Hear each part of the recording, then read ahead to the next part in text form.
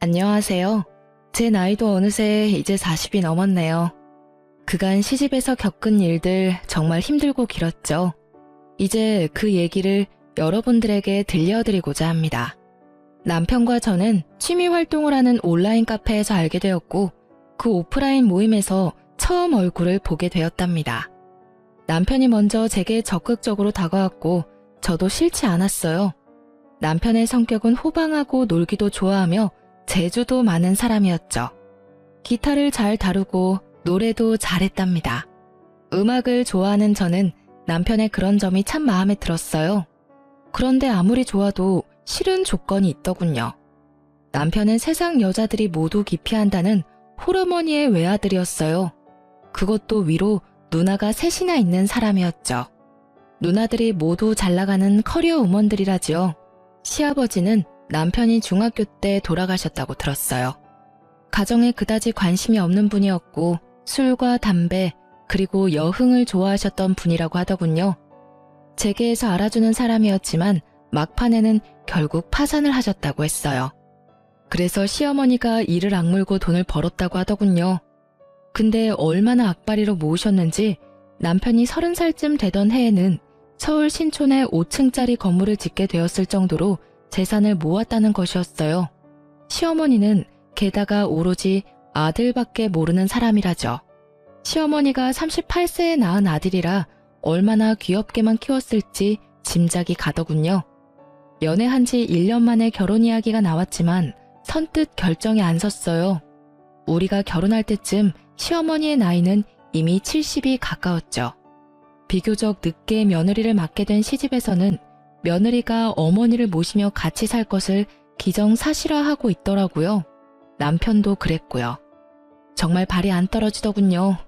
제일 걱정거리는 아버지가 일찍 돌아가셨기에 남자가 가정에서 해야 하는 역할에 대한 롤모델이 없다는 것이었어요. 저희 친정은 부유하지는 않지만 단란한 집안이었어요. 아버지가 반듯하시고 엄마도 자애로우셨죠. 그러니까 각자가 가정에서 맡아야 할 역할을 모두 잘하는 그런 집안이었어요. 이런 친정에서 살다가 남편의 적극적인 구애로 영 다른 환경으로 시집을 가게 된 저. 이제 저의 그 험난한 시집살이를 여러분께 낱낱이 들려드릴게요. 시어머니 소유 5층 건물에는 다양한 상가가 입주해 있었는데 그 중에 1층에서 시어머니가 식당을 크게 하고 있었어요. 건물 5층에는 살림집과 사무실이 함께 있었는데 남편이 그 사무실을 차지하고 사업을 하고 있었고요. 시집살이 며칠 만에 벌써 제 심기가 불편한 일이 벌어졌죠. 너는 참 살림을 잘하는구나. 우리 딸들은 영 살림하고는 거리가 멀어. 하긴 걔들이야 공부만 했으니까. 나도 일하면서도 딸들 일 안 시켰어. 참 묘한 뉘앙스가 풍기는 시어머니의 말이었어요. 그러니까 우리 엄마는 저를 살림에 부려먹었다는 건가요? 그리고 시누이들은 공부만 했고 저는 일만 했다는 말로도 들리더라고요. 저도 대학을 나온 사람이었어요. 그냥 살림 참 잘하는구나 까지만 했으면 얼마나 좋았겠어요. 이 말은 저에 대한 말일 뿐만 아니라 우리 부모님에 대한 말이기도 했죠. 기분이 참 나빴답니다. 한마디 할 수밖에 없었죠. 어머니, 저도 친정에서는 손에 물 안 묻히고 공부만 하던 사람이에요. 저희 어머니도 일을 하셨지만 저희들 일 안 시키셨고요. 그렇지만 저희 집에서는 아버지도 가끔 우리 남매가 좋아하는 별식을 만들어 주시기도 하세요. 다들 기초적인 집안일 정도는 엄마가 아니더라도 할 수 있게끔 키워주셨어요.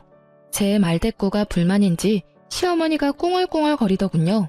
시집 온 지 며칠 만에 기분이 제대로 상한 저는 퇴근한 남편을 붙잡고 어머니가 이러저러한 말씀을 하시더라 기분이 좋지 않았다 라고 말을 했죠.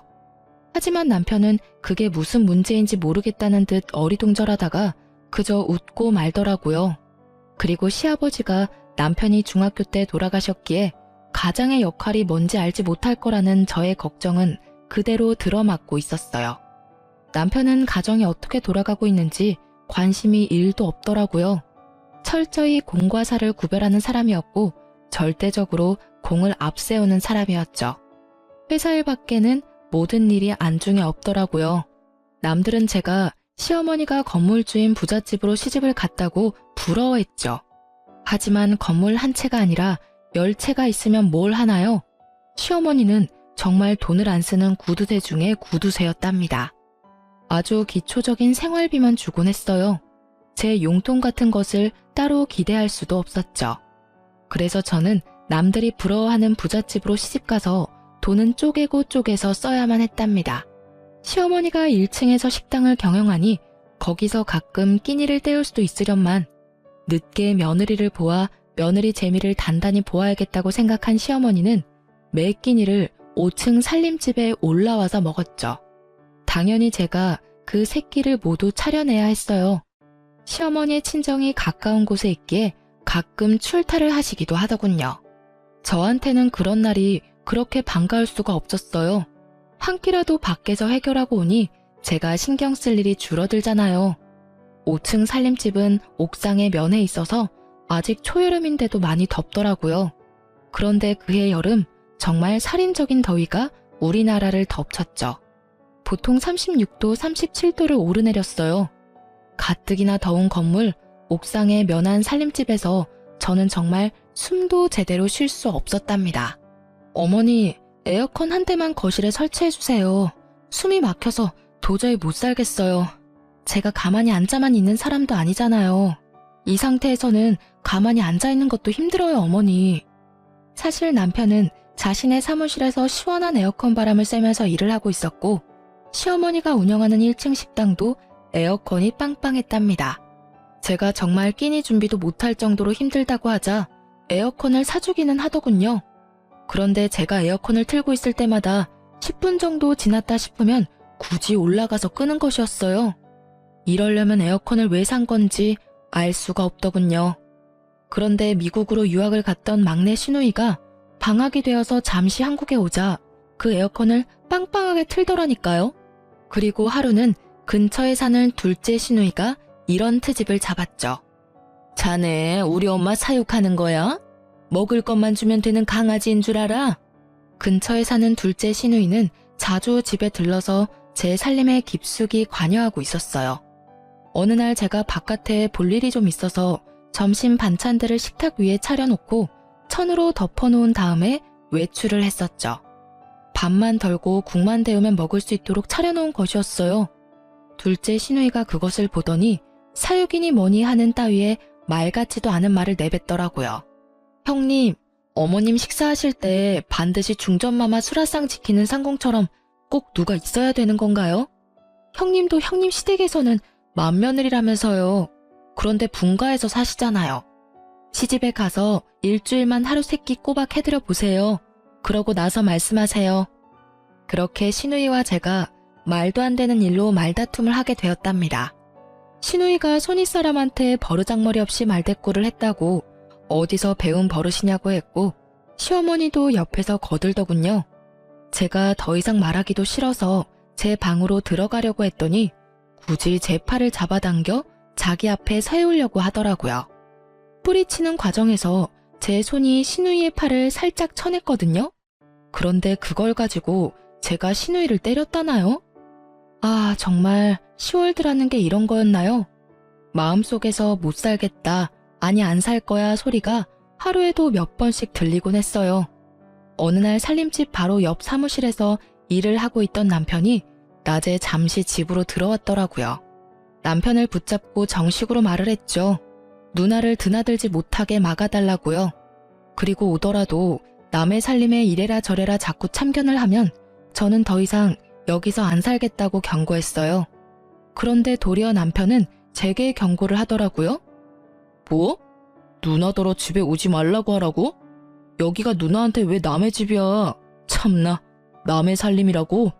그리고 누나한테 들으니 당신이 누나를 때렸다면서? 손이 시누이를 때려? 어디서 배워먹은 버릇이야. 안 살고 싶으면 지금 당장이라도 나가. 살지 말라고. 그 순간 쨍그랑 소리가 들렸답니다. 유리가 바스라지는 소리였죠. 벽에 걸려있는 액자를 남편이 주먹으로 쳐서 깨트린 것이었어요. 집안에 관심이 요만큼도 없는 남편이었지만 자기 식구 욕하는 것은 참을 수가 없었던 모양이더군요. 그렇게 저와 남편 그리고 시누이 사이는 결코 가까워질 수 없는 사이가 되었죠. 거기다가 시어머니는 가까운 시장을 가든 먼 지방을 가든 저를 꼭 수행 비서처럼 데리고 다니길 좋아했어요. 제 일정도 있고 저도 밖에서 다른 약속도 잡을 수 있는 사람인데 결코 그런 배려 없이 바로 30분 전에 이야기하고서는 꼭 같이 가야 한다고 통보하는 것이었죠. 어머니, 저도 만날 사람도 있고 밖에서 봐야 할 일도 있어요. 적어도 이틀 전에는 어딜 가야 된다고 말씀을 좀 주세요. 그래야 저도 일정 조절을 하죠. 뭘 한다고 약속을 만들고 다니니? 우리 딸들이야 밖에서 일을 하고 있으니 그렇다 치자.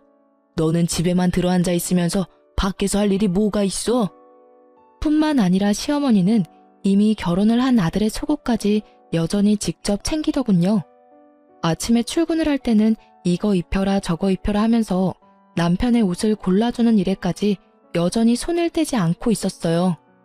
도무지 경우라는 것이 통하지 않는 곳이 제가 속한 시월드였죠.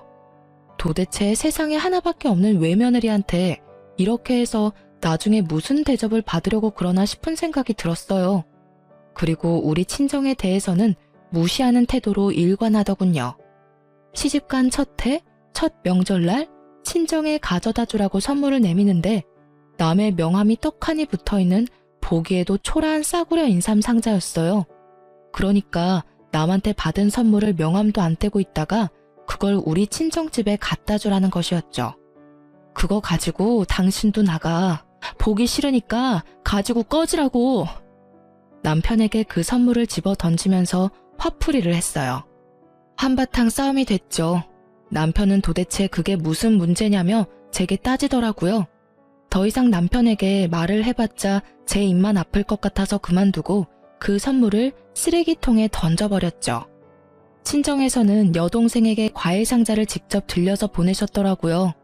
여동생이 저와 한 해 차이로 결혼을 했는데 바로 아이가 들어서서 배가 많이 부른 상태였어요. 하지만 앉으라는 말 한마디, 차 한 잔 대접이 없더군요. 제가 알아서 한 상 거하게 차려 여동생을 대접해 보냈죠. 그리고 다음번 시누이가 왔을 때 차 한 잔도 과일 한 쪽도 내놓지 않았답니다. 알아서 찾아 끓여 먹던 깎아 먹던 신경 쓰지 않았죠. 그리고 시모와 시누는 정말 제가 싫어하는 얌체짓도 했죠. 친정엄마가 저 힘들다고 이것저것 해주신 밑반찬을 시모가 말도 없이 시누이한테 가져가라며 챙겨주더라고요. 정말 때려주고 싶도록 밉더군요. 엄마, 이제부터는 절대로 우리 집에 보낼 반찬 만들지 마. 시누이인지 뭔지가 다 가져다 먹는단 말이야. 엄마가 얼마나 없는 시간 내서 정성 들여 만든 건데 나 아깝고 분해 죽겠어. 친정엄마는 좀 더 많이 만들어 보내주시겠다고 했지만 제가 굳이 하지 말라고 했죠. 이혼이라는 단어가 머릿속에 왔다 갔다 하기 시작했어요. 물론 그렇게 된 데에는 남편의 태도도 한몫했답니다. 도대체 그 회사는 일은 안 하고 회식만 하는지 매일 회식을 핑계 삼아 술이 머리 꼭대기까지 차서 귀가하는 것이었어요. 귀가하는 시간도 밤 12시를 넘기는 것은 기본이고 심지어 술에 취해 건물 계단에서 자다가 관리인이 떠엎고 들어오는 일도 부지기수였답니다. 건물에 입주해 있는 상가 상인들이 남편에 대해서 알코올 중독자니 뭐니 하는 소리들을 입에 담고 있었죠. 그런데 남편에게는 그런 소리도 들리지 않는 것 같았죠. 정말 남보기에도 창피했어요. 그런 남편에게 정말 정식으로 제 입장을 이야기해야겠다고 생각하고 오늘은 제발 일찍 들어오라고 부탁했죠. 밤 10시에 귀가했더라고요. 이 시간이면 정말 남편으로서는 이른 귀가 시간이었답니다. 나 더 이상 못 살겠어. 나는 시어머니 모시려고 결혼한 것도 아니고 따로 살고 있는 시누이한테 살림 간섭 받을 이유도 없어. 이러려면 돈 주고 말 잘 듣는 파출부나 가정부를 부르면 될 일이었잖아. 우리 당분간 따로 있자. 나 친정에 가 있을게. 당신은 결혼이라는 것의 의미도 모르고 가정에서 남자가 어때야 하는지도 전혀 모르는 것 같아. 그저 어머니만 떠넘겨놓고 결혼하기 전하고 전혀 다를 바 없이 사는 게 당신한텐 결혼 생활이야? 돌아가신 아버님 걸으신 길 당신이 똑같이 걷지 마. 그리고 저는 필요한 짐들을 챙겨서 친정으로 가버렸답니다. 친정으로 간 지 열흘이 됐는데도 새끼를 꼬박 부려먹던 시어머니가 굶어 돌아가셨다는 소식은 들리지 않더군요. 그리고 수행비서가 없이도 잘도 돌아다니는 것 같았어요. 친정에서 간 지 12일째 되는 날 남편이 찾아왔더군요. 저는 제 입장을 조금 더 구체적으로 정리해서 말했죠. 분명히 말했지만 이대로는 안 살아. 이혼하든가 아니면 분가해. 둘 중에 하나 선택은 자기 자유야. 분가하면 당연히 집은 시집에서 해줘야 하는 거고 알아서 판단하고 연락 줘. 며칠 후에 남편이 다시 저를 찾아왔더군요. 거참 어쨌든 돈은 많은 집안인가 봐요. 지금 있는 건물에서 차로 약 1시간 정도 떨어진 곳에 시어머니가 사놓은 아파트 한 채가 있다는 것이었어요. 그 아파트를 전세를 주었는데 나갈 때가 되었으니 거기로 살림을 나자는 것이었죠. 웬일인가 싶더라고요. 어쨌든 이사를 했답니다. 저는 이제 간섭받지 않고 제 맘대로 집을 꾸밀 수도 있고 내가 먹고 싶고 남편에게 먹이고 싶은 것도 맘대로 먹일 수 있게 된 것이었어요. 정말이지 날아갈 것 같더군요. 친구들을 불러서 간소하게 집들이도 했죠. 그런데 정말 의외로 시누이가 이사 비용이라면서 봉투를 하나 내밀더군요. 그렇지만 열어보고 정말 화가 나지 않을 수 없었어요.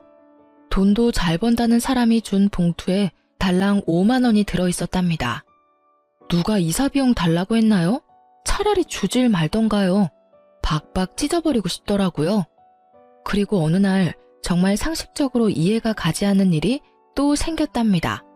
시어머니의 새끼 밥을 다 해서 남편 출근길에 도시락으로 싸서 보내라는 것이었어요.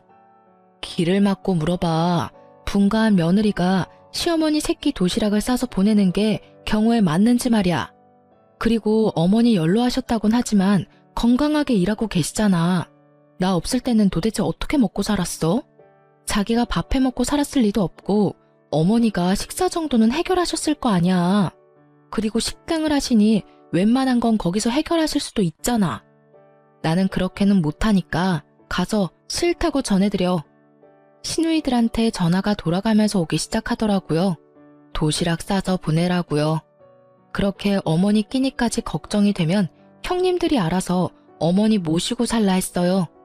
그리고 다음부터는 시누이들에게 전화가 오면 그냥 끊어버리고 말았죠. 그쯤에 저한테 이상한 증상이 나타나기 시작했어요. 시집까지 차로 딱 1시간 거리인데 갔다 오면 마치 부산 정도 거리에 갔다 온 것처럼 피곤하고 머리가 깨지는 것 같이 아팠답니다. 뇌파 검사를 비롯해서 별별 검사를 다 받아보았지만 뇌 쪽에는 이상이 없다는 것이었어요. 그런데도 두통이 한번 시작되면 견딜 수가 없이 아팠죠. 그리고 살이 정신없이 빠지기 시작하더라고요. 친정엄마가 보약을 지어오기도 하셨어요. 그런데 10번째쯤 뇌검사를 받기 위해서 갔던 곳에서 갑상선에 문제가 있을 것이라고 진단을 하더군요. 검사를 해보니 아니나 다를까 갑상선 기능 항진증이라고 하는 것이었어요. 모든 신진대사가 보통 사람보다 너무 원활하게 이루어진다는 것이었죠. 그러니까 조금만 움직여도 피곤하고 살도 빠진다는 것이었어요. 모든 신진대사가 보통 사람보다 너무 원활하게 이루어진다는 것이었죠. 그러니까 조금만 움직여도 피곤하고 살도 빠진다는 것이었어요. 이런 와중에 시집에서는 이제 분가까지 시켜주었으니 빨리 손주를 보여달라고 성화를 하기 시작했어요. 외아들이니 아들을 낳아야 한다나요? 그런데 갑상선 약을 먹으면서 임신을 한다는 것이 정말 찜찜하고 의사도 권하지 않는 일이었어요. 산모에게는 신부전도 나타나고 또 태아에게는 발육부진, 조산, 사산의 위험도 크다고 하더군요. 에휴, 내 친구들이 나 들으라고 하는 소리인지 손주 자랑들을 해대는데 이건 뭐 며느리가 비실거리니 손주를 볼 수가 있어야 말이지. 아이고 내 팔자야.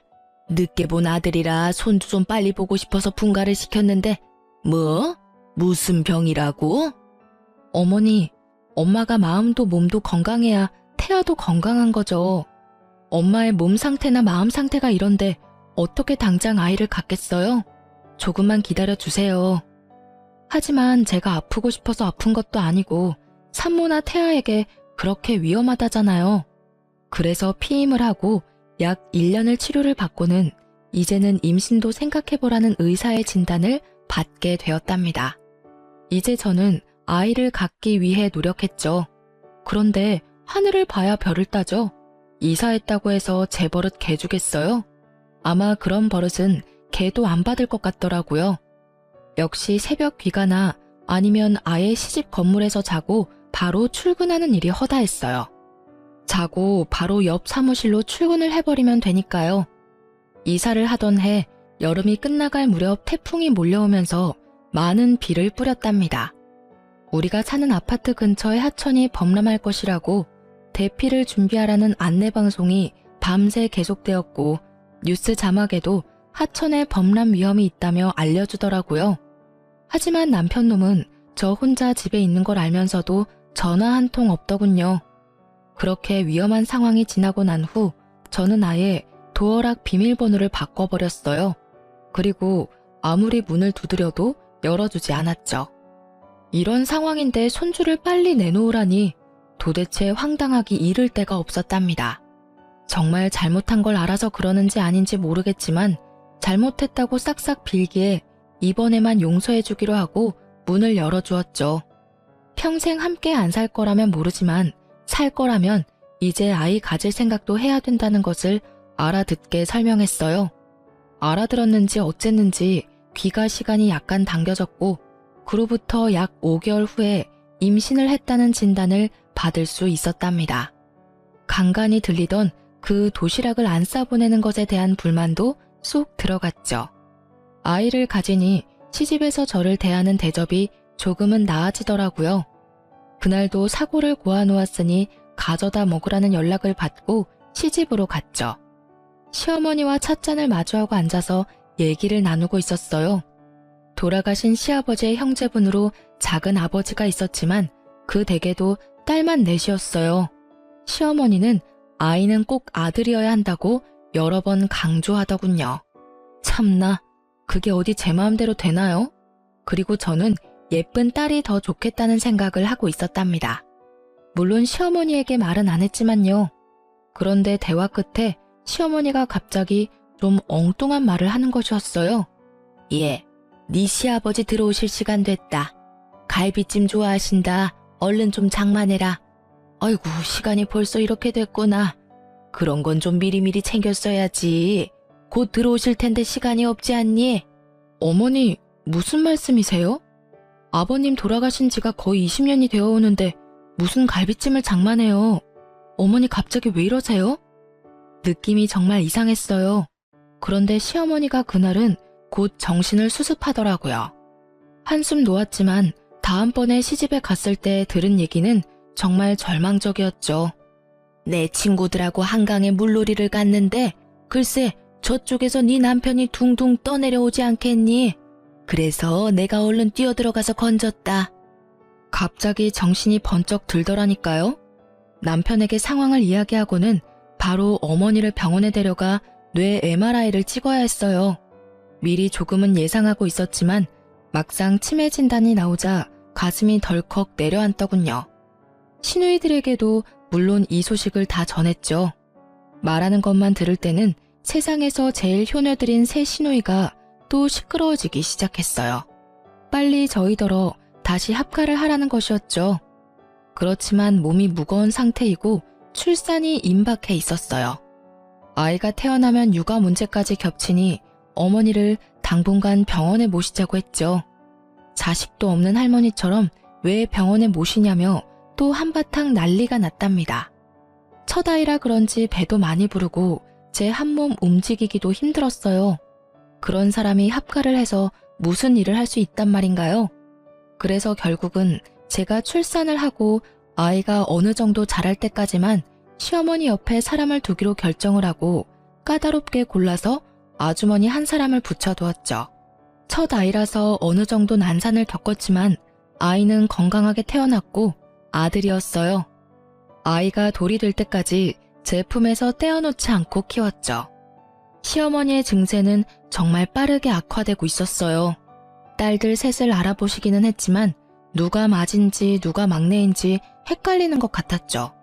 남편만 정확히 알아보았답니다. 저더러는 웬 아줌마가 우리 집에 와서 뭘 훔쳐가려고 한다고 소리소리 지르는 바람에 소동이 벌어지기도 했었어요. 어느 날, 그날도 시어머니가 간병하는 아줌마더러 동서라고 부르면서 어떻게 이렇게 오랜만에 왔냐는 둥 헛소리를 한 다음 잠에 떨어진 날이었어요. 가만히 시어머니의 얼굴을 바라보았답니다. 50대 초반에 혼자가 되어서 오로지 자식들만 보고 돈을 버는데 인생을 바친 사람이었죠. 같은 여자의 입장으로 볼 때 정말 안 된 사람이었어요. 그리고 이제는 누가 보기에도 살만하고 며느리의 손자까지 보았는데 그만 치매에 걸린 거잖아요. 시집와서 단 한순간도 저에게 살가운 적이 없었던 시어머니였지만요. 그런데 그날은 시어머니에 대한 동정심으로 마음이 정말 착잡했답니다. 집에 와서 곰곰이 생각을 해보았죠. 시누이들은 지금도 남편더러 빨리 합가해서 저에게 간병을 맞지 않는다고 궁시렁거리고 때로는 노골적으로 불만을 표하곤 했죠. 시어머니를 아무래도 내가 돌봐야겠다 생각이 들다가도 마치 시누이를 시키는 대로 하는 것 같이 비치는 게 너무 싫었어요. 그리고 치매 환자를 돌보는 것, 그 길이 얼마나 험난할지 상상만으로도 끔찍했답니다. 어느 하루 시집에 가서 아줌마에게 물수건을 받아서 시어머니의 얼굴과 손을 씻겨주고 밥을 먹도록 도와주었어요. 애미야, 네가 왔구나. 어딜 갔다가 10년 만에 이렇게 돌아왔니? 그동안 정말 보고 싶었다. 미국에 유학을 갔었다면서? 저와 막내딸에 대한 생각이 합쳐지거나 헷갈린 것 같더군요. 그 막내딸도 이제 곧 유학을 끝내고 귀국할 것이라고 들었거든요. 시모는 제 갓난아들을 품에 안고는 마치 태어나고서 처음 본 아이처럼 그렇게 반가워하더라고요. 시어머니를 이리저리 바꿔 이어가면서 몸 상태를 살펴보았어요. 고용된 간병인이 아무리 잘 돌봐준다고는 하지만 역시 남은 남이더라고요. 욕창이 어느 정도 와 있었고 몸 구석구석이 깔끔하지는 않더군요. 저는 그 순간 제 인생 전체를 내던져버릴 수도 있는 결심을 했답니다. 제가 어머니를 떠맡기로요. 남편한테 제 심정을 말하고는 분가에서 살고 있던 집을 정리해서 시집 건물로 다시 들어왔답니다. 아이를 친정에 맡겼고 친정엄마가 며칠에 한 번씩 아이를 데리고 시집으로 찾아와 주셨어요. 시누이들이 또 극성을 떨기 시작하더군요. 돌아가면서 찾아와서는 어머니가 좀 정신이 있다 싶을 때 엄청 극진하게 대하는 것이었어요. 그럴 때는 저를 옆으로 밀어내더라고요. 속셈은 아주 뻔했죠. 어머니가 정신이 있을 때 어떻게든 상속에 대하여 자신들에게 유리하게 해놓으려는 것이었어요. 그리고 어머니가 영 정신이 없다 싶으면 또 저에게 이것저것 트집을 잡아 잔소리를 하는 거였죠. 그렇게 마음에 안 들면 형님이 모셔가세요. 나 안 말려요. 지금 모셔가실래요? 큰형님이 먼저 모셔가시겠어요? 저는 실제로 주섬주섬 시어머니의 짐을 쌌어요. 큰 시누이가 와서 하도 이건 이래라 저건 저래라 잔소리를 하기에 한번 해본 짓이었답니다.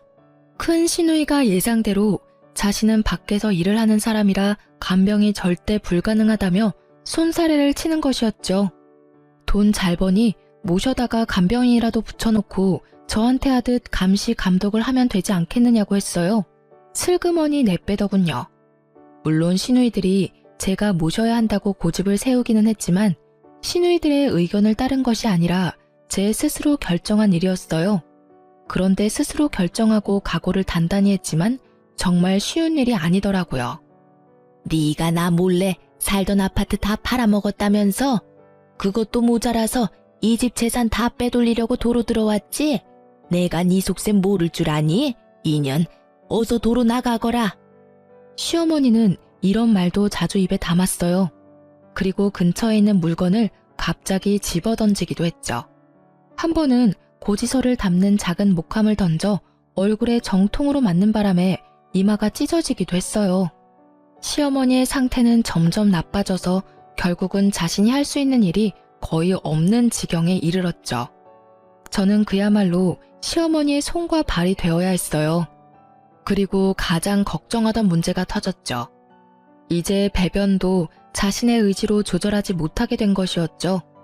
배변 문제를 처리하는 것이 너무나 힘이 들었던 저는 시누이들이 올 때마다 손에 들고 오는 먹을 것은 모두 빼앗아서 치워버렸어요. 형님들이 어머니 화장실 문제 한번 도와드려 봤어요? 먹을 것 가지고 오지 마세요. 새끼만 건강하고 적당하게 드릴 테니까 그리 아시고요. 불만 있으면 지금이라도 모셔가시고요. 그렇게 치매 환자의 손과 발이 되어 살던 중 제 몸에 무리가 갔나 봐요. 어깨와 허리가 무너지듯 아프면서 도저히 평상시처럼 움직이질 못하겠는 거예요. 그래서 할 수 없이 간병인을 불렀죠. 그런데 치매 환자가 남과 식구는 어찌나 잘 구별을 하는지 간병인이 뭘 도와주려고 하면 강력하게 거부하고 가져다 주는 밥도 먹지 않는 것이었죠. 저는 거동을 하기가 어렵고 간병인은 거부하고 할 수 없이 시누이들이 당분간 돌아가면서 어머니를 맡기로 의논이 되었던 모양이더군요. 우리 집에서도 아무것도 안 드셔. 집에 가겠다고 자꾸 떼를 쓰신다고. 둘째네 집으로 한번 보내드려 봐야겠어. 둘째 시누이네 집에서도 막내 시누이네 집에서도 시어머니는 한 달을 넘기지 못했어요. 결국은 집으로 다시 돌아왔죠. 제가 온몸에 파스를 덕지덕지 붙이고 다시 시어머니를 돌보기 시작했어요. 정말 제가 전생에 죄를 많이 지었나 보다 생각이 될 정도로 힘든 나날이 흘러갔어요.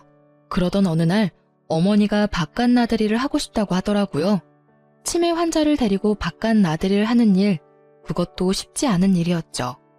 어쨌든 옷을 제대로 입혀주고 휠체어에 태워서 밖으로 데리고 나갔어요. 나가보니 저 역시 너무나 오랫동안 실내에 갇혀 살았다는 생각이 들더군요. 어머니, 오늘은 날씨가 참 좋죠? 저도 정말 오랜만에 나오네요. 어머니도 나오니까 좋으시죠? 휠체어에 시어머니를 태우고 멀리 가지는 못했지만 동네 곳곳을 돌아보았답니다. 시어머니는 밖에 나가더니 무슨 생각에서인지 동네에 있는 한 가게로 한사코 가자는 것이었어요. 거기서 아이들이나 먹는 군것질거리들을 한아름 사더군요. 군것질거리들도 모두 불량식품이라고 기피하는 것들이 대부분이었고요. 그렇게 많이 군것질거리들을 사더니 몇 개만 빼고는 모두 제게 건네주더군요. 이거 네 시누이들 오면 주지 말고 너만 먹어라. 이거 아주 비싸고 맛있는 거야. 네 남편도 주지 말고 너만 숨겨놓고 먹어. 갑자기 눈물이 핑 돌았답니다. 치매 환자가 정신이 없는 상태에서 한 말이었지만 시어머니가 제게 해준 가장 살가운 말이었어요. 알았어요, 어머니. 숨겨놓고 저만 먹을게요.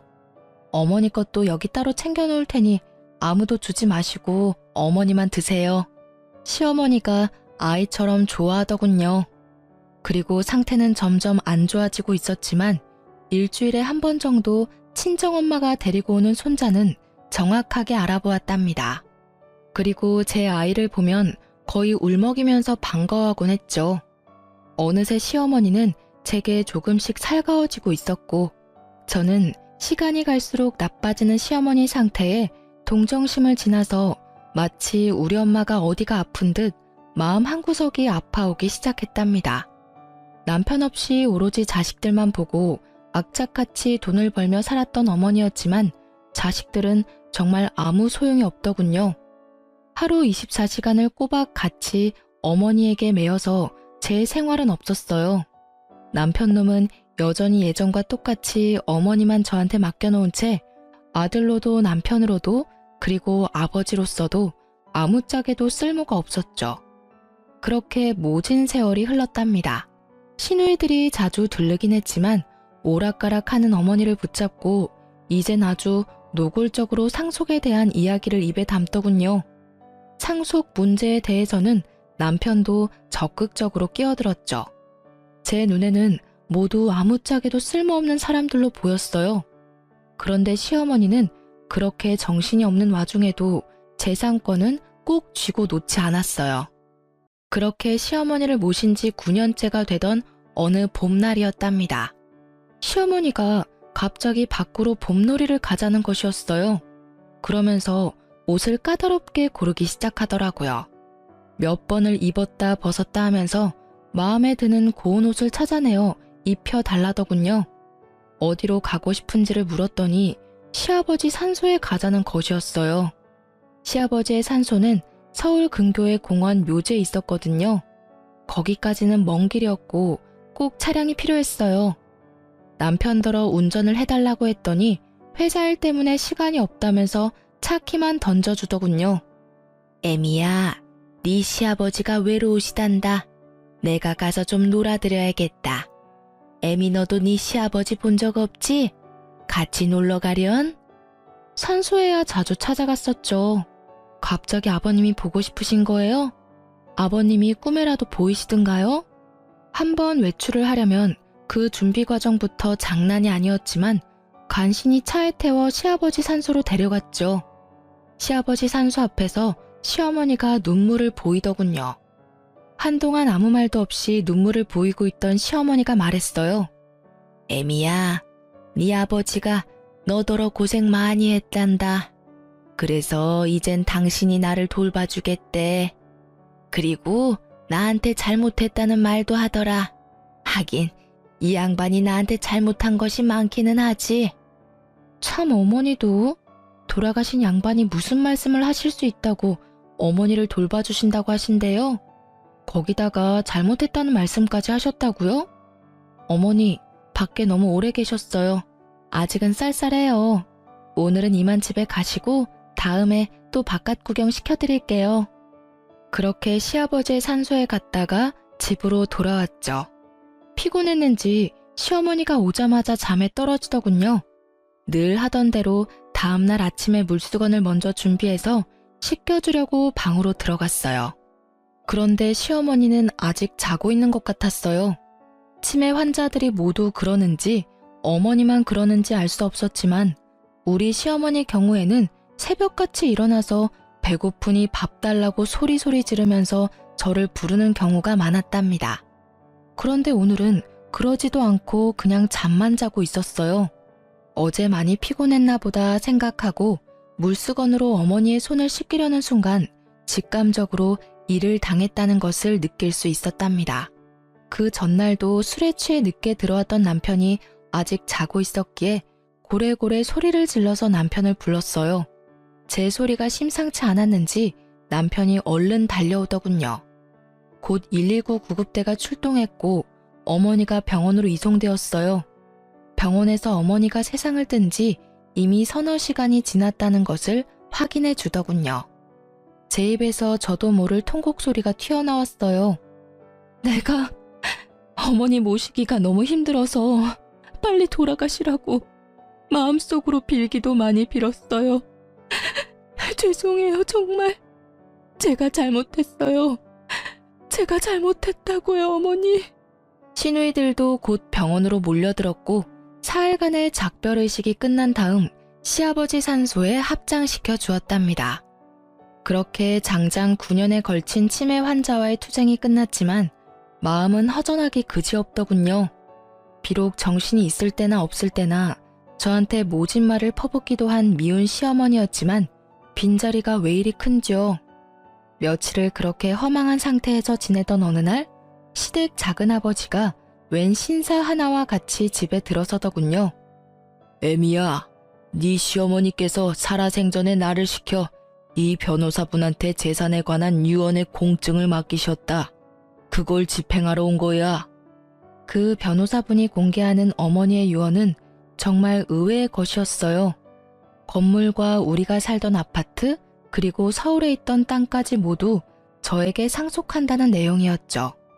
정말 놀랄 수밖에 없었습니다. 유언을 공개하는 자리에 같이 동석했던 시누이들과 남편의 입에서 비명 소리가 터져나오고 집안은 그야말로 세계 2차 대전쯤 되는 전쟁터가 되었죠. 저도 시누이들도 그리고 남편도 모두 놀라고 있었어요. 남편과 시누이들은 당연히 유류분을 걸고 넘어지면서 자신들이 챙길 것을 챙겼지만 그 많은 재산 가운데 절반은 결국 제 것이 되었습니다. 작은 아버님 말에 따르면 그래도 어머니가 정신이 있을 때 연락을 취해서 이렇게 조치해달라고 했고 작은 아버님은 부탁받은 그대로 행했다는 것이었죠. 친정엄마가 몇 년 전에 하신 말씀이 문득 기억나더군요. 그날도 어머니를 챙기는 것이 너무나 힘이 들어서 아이를 데리고 오신 친정엄마에게 하소연을 하면서 울던 중이었어요. 얘야, 선한 끝은 꼭 있는 법이다. 그리고 사람은 누구나 자신의 짐 하나씩은 꼭 짊어지고 가는 거야. 피하려고 하지 말아라. 그래야 선한 끝을 볼 수 있는 거야. 이 말씀이 갑자기 생각나더라고요. 임신을 한 상태에서 시어머니의 병고안을 시작했었죠. 떠나고 나니 왜 그렇게 못해준 것만 생각이 나는지요.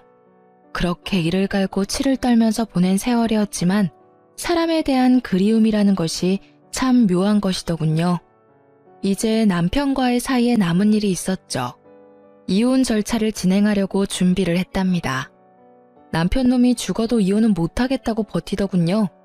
아마도 제게 돌아온 어머니의 재산 중 절반에 대해서 관심이 동했겠죠.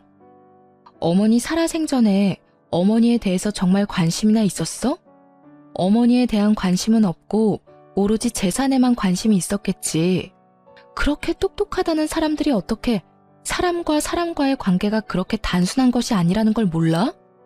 부모든 남이든 자기한테 유리한 것만 취하려는 것이 인간관계야? 당신하고 당신 누나들은 가족이라는 가까운 사람들 사이에서도 애정이라는 것이 무엇인지를 모르는 사람들이야. 나는 당신이 우리 아이에게조차도 진실한 애정을 가질 수 없는 사람이라고 생각해. 사람들이 쉽게 말하기를 아이를 봐서라도 이혼하지 말라고 하지. 그렇지만 나는 오히려 아이를 위해서 당신과 갈라서려는 거야. 사람에 대해서 진실한 애정을 가져보기를 바래. 결국은 남편이 동의하지 않아 이혼 문제는 소송으로 넘어갔죠. 저는 남편이 그간 어떻게 생활해왔는지에 대해서 건물에 입주해 있는 상인들과 동네 주민들로부터 차근차근 증언을 모았답니다. 그리고 어머니가 치매에 걸려 9년을 누워있는 동안에도 그런 생활 습관을 버리지 못했다는 것을 자세히 설명했어요. 일말의 양심은 있는지 부인하지는 못하더군요. 결국 이혼 소송에서 제가 이겼고 이제야말로 제 인생이 처음 길을 잘못 들었던 그 지점으로 다시 돌아간 것 같았답니다. 이제 제게 남은 것은 아이를 잘 키우는 일이겠죠. 친정에서 키우려고 해요. 가정 안에서 각자 자신의 역할을 해내는 사람들의 진솔한 삶을 보여주고 싶기 때문이었죠. 아이는 지금까지는 잘 자라주고 있답니다. 제 삶의 이유이자 희망이 된 아이, 부디 장차 제 며느리에게는 아이의 아버지의 그 전처를 밟게 할 수 없다는 어찌 보면 소박한 생각으로 키우고 있어요.